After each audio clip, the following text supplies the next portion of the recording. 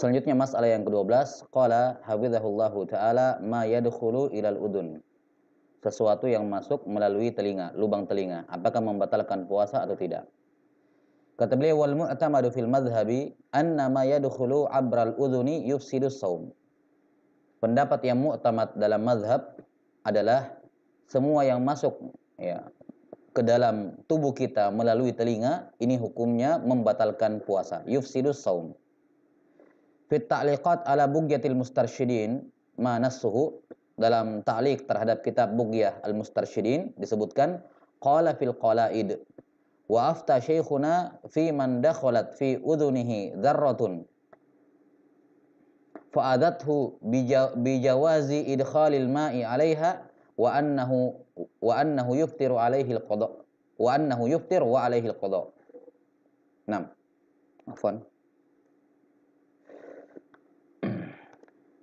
Disebutkan dalam kitab Al-Qalaid, guru kami memberikan berfatwa bahwa fi man dakhalat fi udhunihi dzarrah. Ya, memberi fatwa pada orang yang kemasukan semut telinganya. Jadi telinganya kemasukan semut, fa'adathu bijawazi idkhalil ma 'alaiha. Maka dia pun berusaha mengeluarkan semut tersebut dari telinganya dengan memasukkan air ke dalam telinganya. Hukumnya wa annahu yuftir, itu hukumnya membatalkan puasa, wa alaihi al-qada, dan dia wajib membayar qada. Tentunya ini taklilnya, yakni alasannya mengapa batal sudah berlalu ya. Ya, ini termasuk lubang yang terbuka dari telinga, lubang yang terbuka dari tubuh, dan ada benda asing dari luar masuk ke dalam al-jauf melalui telinga. Wa fi Mughnil Muhtaj lil Khatib, dalam kitab Mughnil Muhtaj karya Al-Khatib, yakni Al-Khatib Asy-Syirbini rahimahullah, kata beliau wa taqtiru fi batinil udhuni wa illam yasil ila dimag ay mimma yuftir. Meneteskan sesuatu ke dalam bagian dalam telinga walaupun tidak sampai ke dalam otak, ke dalam otak seseorang, ya, itu termasuk pembatal puasa. Itu termasuk pembatal puasa. Wa fil fiqhil manhaji, dalam kitab al-fiqhil manhaji disebutkan al-qutratu fil udhuni mufattirah atau muftirah li'annaha manfadun maftuh. Tetes pada telinga, tetesan zat pada tetesan benda cair pada telinga, yakni apakah air ataukah obat tetes telinga, ini mufattirah atau muftirah, ini membatalkan puasa dikarenakan telinga termasuk tempat atau lubang yang terbuka dari tubuh kita. Karena itulah para fuqaha mengatakan berkenaan dengan hukum berenang. Ya, akan disebutkan mungkin juga nanti, tapi tidak apa-apa kita singgung saja sekalian. Kadang orang berenang kemasukan air telinganya. Ya. Karena itulah dibahas apa hukum berenang bagi orang yang berpuasa. Kita katakan kalau orang tersebut yakin dan sudah sering berenang sebelum-sebelumnya, air tidak pernah masuk ke dalam telinganya, maka pada dasarnya tidak ada masalah. Demikian pula melalui hidungnya atau mulutnya. Maka ini hukumnya berenang, menyelam tidak ada masalah. Atau berenang tidak ada masalah. Tapi kalau ada orang yang biasanya berenang atau menyelam di luar Ramadan, itu selalu kemasukan air telinganya, selalu. Atau sebagian besar sering-sering masuk ke telinganya. Maka bagi dia hukumnya tidak boleh berenang. Ya, tidak boleh berenang. Nah, mengapa? Karena ketika dia sudah tahu kebiasaannya seperti itu, lantas dia melakukannya, maka ini dia sudah melakukan hal yang dilarang. Maka kapan dia nekat berenang, kemudian masuk air ke dalam telinganya tidak sengaja, maka batal puasanya, walaupun tidak sengaja. Ya, ini sama seperti kemarin yang orang yang tidak diizinkan, nggak dibolehkan mencicipi makanan, kemudian dia pergi mencicipi makanan tanpa ada hajat. Maka kapan dia menelan tidak sengaja, maka ini juga batal puasanya. Baik. Kemudian kata beliau rahimahullahu taala, wa afta ba'du Syafi'iyah bi adamil iftar bima yudkhilu minal udhun atau bima yadkhulu minal udhun. Nah, sebagian fuqaha Syafi'iyah memberikan fatwa tidak batalnya segala sesuatu yang masuk melalui hidung, melalui telinga, minal udhun. Wa huwa ra'yul Imam Al-Ghazali rahimahullah, dan ini adalah pendapat dari Imam Al-Ghazali rahimahullahu taala. Ini ikhtiar beliau yang menyelisihi mazhab. Wa qablahu Abu Ali As-Sinji wal Qadhi Husain wal Fawrani min asy-Syafi'iyah. Dan demikian pula tiga orang ulama yang disebutkan di sini, ya memilih ya pendapat atau ikhtiar mereka adalah apa? Tidak membatalkan puasa. Qala al-Allamah Syatiri Al-Ibn rahimahullahu taala fi syarhil Yaqut An-Nafis, dalam syarah Al-Yaqut An-Nafis, Asy-Syatiri rahimahullahu taala berkata, wa atadzakkaru qawlan fil madhhab Asy-Syafi'i muqabilul asah la yubtilu as-saumu biwusulil ma'i ila batinil udhun. Ya.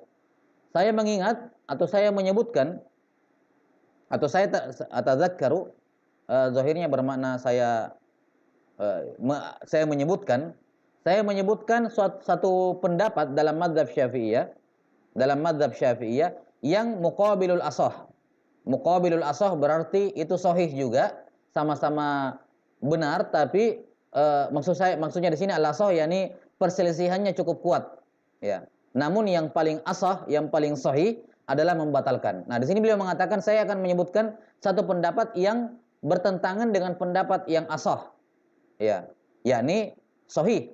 Kalau ada sahih, ada asah. Ada yang benar, ada yang lebih benar. Bedakan antara asah dengan sahih. Kalau sahih itu lawannya apa? Lawannya salah, lawannya khata'. 6. Tapi kalau asah itu lawannya, pasangannya adalah as-sahih. Nah, maka di sini ada pendapat yang lain dalam mazhab yang muqabilul asah, yaitu apa? La yubtilus saum, tidak membatalkan puasa dengan sampainya air ya biwusulil ma'i ila batinil udhun. Wa huwa qaulun qawi, dan ini juga pendapat yang lumayan kuat. Qala Sayyidu Ahmad Bik Al-Husaini fi syarhihi li Kitabil ya, kata Ahmad Bik Al-Husaini rahimahullah dalam syarahnya terhadap Kitabul saqatat ala nusakhi fil ummi kalimatula min ibaratiha wa hiya yuftiru biwusuli syai'in ila udhunihi wa aslul ibarah wala yuftiru biwusuli syai'in ila udhunihi lakin hadha syarhu lam yutba ya wa tuhaqqiqul ana annal udhuna wa tahaqqaqal ana annal udhuna manfadun ghairu maftuh. Nah, di sini beliau jelaskan. Beliau sebagai pensyarah kitab karya Syafi'i, beliau mengatakan saqatat alan nusakhi fil ummi kalimatula. Ya, jadi di Kitabul katanya, di Kitabul Imam Asy-Syafi'i mengatakan wa yuftiru biwusuli syai'in ila udhuni, dan membatalkan puasa ketika ada sesuatu yang sampai ke telinganya. Nah, kata Syekh Ahmad, di sini para nusakh itu yang menyalin manuskrip ya supaya bisa dicetak, yang menyalinnya mereka luput dari kalimat la. Ada kalimat la, seharusnya kalimatnya wala yuftiru. Ya, seharusnya begitu. Makanya kata beliau wa aslul ibarah wala yuftiru. Yang menyalin banyak yang keliru dengan meninggalkan huruf la atau tidak menuliskan la, sehingga jadinya wa yuftiru, membatalkan. Padahal asalnya wala yuftiru, tidak membatalkan. Tidak membatalkan masuknya sesuatu ke dalam telinga. Nah, ini menunjukkan ini merupakan pendapat Syafi'i rahimahullah atau kalamnya Syafi'i rahimahullah dalam Ya.